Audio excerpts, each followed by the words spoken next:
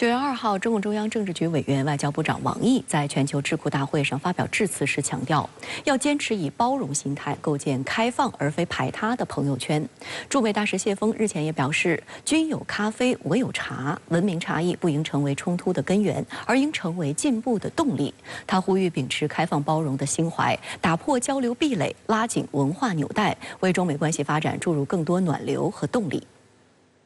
9月2号，王毅在全球智库大会上发表视频致辞时表示，习近平主席多次指出，开放是亚太合作的生命线，应当持开放的区域主义，这是亚洲跃升为世界最具活力和增长潜力地区的宝贵经验，也是未来实现持久繁荣的必然选择。王毅强调，我们应坚持以开放理念引领地区经济一体化，全面发挥区域全面经济伙伴关系协定作用，反对脱钩断链，反对小院高墙，构建更加畅通融合的区域经济循环。要坚持以包容心态构建开放而非排他的朋友圈，尊重东盟中心地位和东盟主导的地区合作框架，摒弃冷战思维，反对零和博弈，让本地区远离地缘政治的计算，不当大国博弈的棋子。对于如何共创更好未来，王毅提出4点倡议：一要始终坚持真正的多边主义，共同推动完善全球治理体系；二要积极践行开放的区域主义，促进亚洲发展振兴；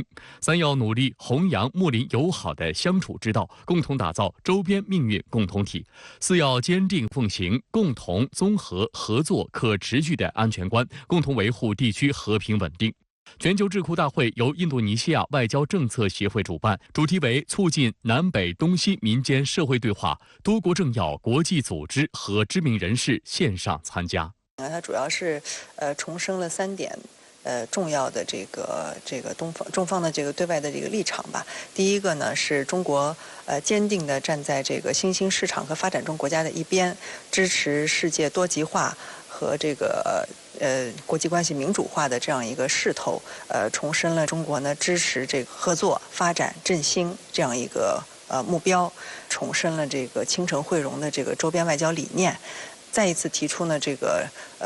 要推动构建这个周边命运共同体。在大洋彼岸，由多个华人华侨社团联合举办的第21届华盛顿中国文化节，当地时间2号在美国国会大厦前举行。中国驻美国大使谢锋在开幕典礼致辞时表示，中美都是多个民族并存、多种文化融合的国家，都生活着勤劳、智慧、勇敢、自尊、自信、自强的人民。500多万在美华侨华人传承中华民族优秀传统，为当地经济社会发展做出重要贡献。谢锋强调，君有咖啡，我有茶，各有存在的理由。文明差异不应成为冲突的根源，而应成为进步的动力。Let's open our minds, appreciate the beauty in each other's culture, break down barriers, and strengthen cultural ties, so that we will understand each other better and grow our friendship and bring more positive energy.into China-US relations. 中国文化节吸引了近万名美国民众参加，在欢快轻松氛围中感受中国文化魅力。中美建交40多年来，民间交往始终是推动中美关系发展的不竭动力。目前，中美已建立起284对友好省州和友城，促成了众多的务实合作项目，为两国人民带来了实实在在的利益。外交部发言人毛宁在4号的例行记者会上表示，加强两国各领域的交流合作是民心所向、大势所趋，符合两国和两国人民的根本利益。中方始终以习近平主席提出的相互尊重、和平共处、合作共赢3原则为根本遵循处理对美关系，致力于同美国建立大国正确相处之道，一贯支持和鼓励中美民间交往。希望美方也顺应民意，同中方相向而行，以实际行动落实两国元首巴厘岛会晤共识，支持两国各领域交流与合作，推动中美关系重回健康稳定的发展轨道。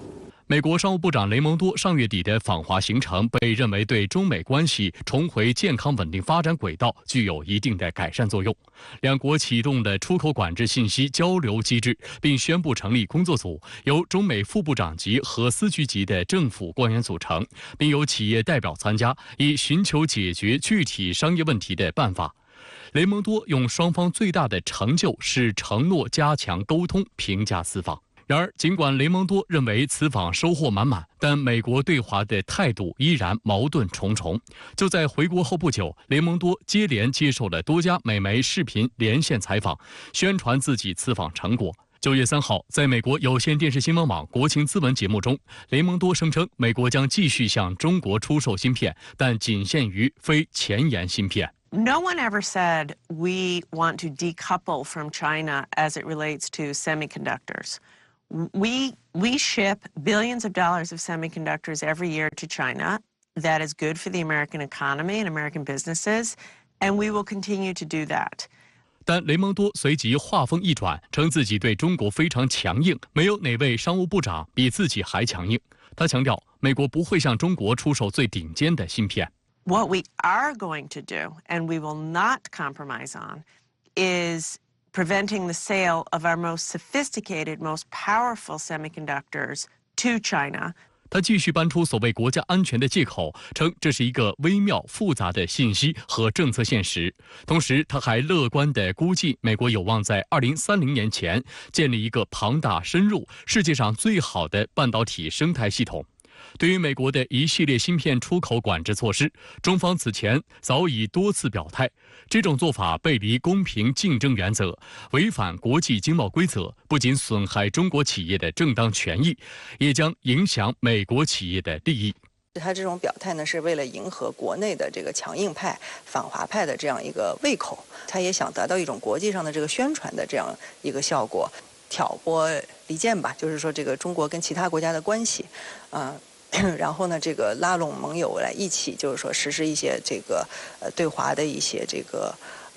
出口管制也好啊，这个各方面的这种这个政策。第三个目的呢，它也是这个想对这个后续中美之间这个现在恢复了这个磋商，对这个谈判，中美的这个磋商跟谈判，它有这个施压的这样一份考虑在里面。不过，雷蒙多在接受美国全国广播公司与媒体见面节目采访时，也理性地强调，美国必须管理与中国之间的复杂关系和激烈竞争。Conflict is in no one's interest. We need to manage the competition responsibly. That's good for America. That's good for the world. And in that respect, I think our commercial relationship, which is very large and growing and underpins hundreds of thousands of U.S. jobs, our commercial relationship, if stable, can be kind of a ballast for the entire relationship. 随后，当被问及对中国国内经济发展的看法时，他便用自己在上海的所见所闻来说明，中美企业加强合作也同样符合中国的利益。You know, they lifted hundreds of millions of people out of poverty. I was in Shanghai. It's quite stunning to see the progress Shanghai's made in the past 20 years. And so it's clearly true that when they were more market-focused and reform-oriented, Chinese economy was stronger. 我们其实也要看到，就是这个拜登政府吧，现在就是也有这个回归理性的这样一种态势啊，所以呢，就是说我们一方面要斗争，另一方面呢，也要这个去充分的去利用它的这样一个态度的这样一个转换来推进这个中国的这个中美合作以及中国的这个企业的利益。